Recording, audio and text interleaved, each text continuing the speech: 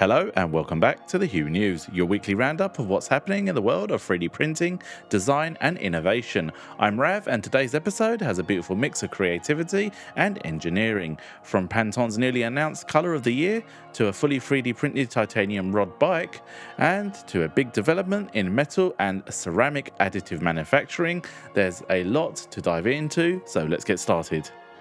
Pantone has announced its 2026 colour of the year, and for the first time ever, it's a shade of white, a colour that is called Cloud Dancer. Official Pantone number is 114201, and it's described as a soft, airy, blowing white that invokes clarity, simplicity, and a sense of calm.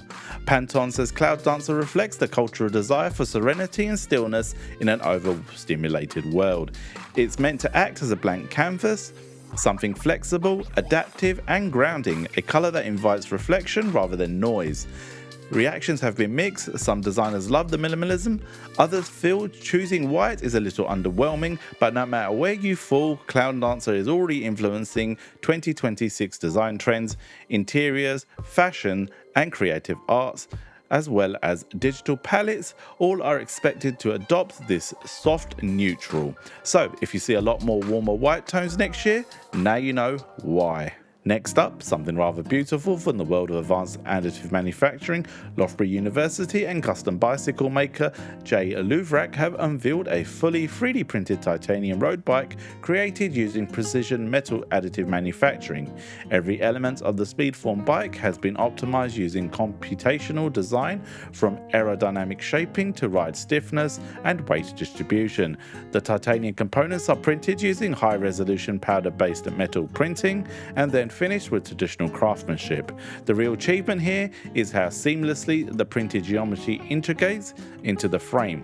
It allows shapes and structures that are simply impossible with traditional machining, giving the bike a smoother airflow and a unique sculptured appearance. It's another brilliant example of design and engineering meeting in the middle, and a reminder that metal additive manufacturing is opening doors far beyond prototyping.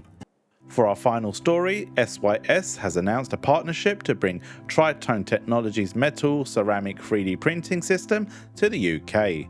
Tritone uses a unique mould-based process called MouldJet, allowing users to print complex metal and ceramic parts without dealing with the dangerous powders. Instead, the system prints a paste-like material that's sintered after printing, making it far more accessible for engineering teams, research labs and small manufacturing. This opens the door to printing materials like stainless steel, copper, tool steel and a range of technical ceramics, with higher safety and much lower cleanup than traditional metal printing.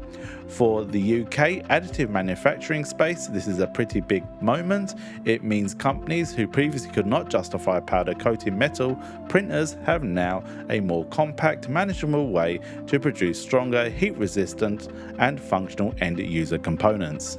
And that wraps up episode 10 of the Hue News. A calm new colour direction for 2026, a stunning 3D printed titanium bike, a big step forward for accessible metal and ceramic printing. Let me know in the comments which stories stood out for this week. I've always loved hearing your thoughts. If you enjoyed the episode, make sure to like the video, subscribe and tap that notification bell so you don't miss out on the latest from the world of 3D printing. And thanks for watching, and I'll see you guys in the next one.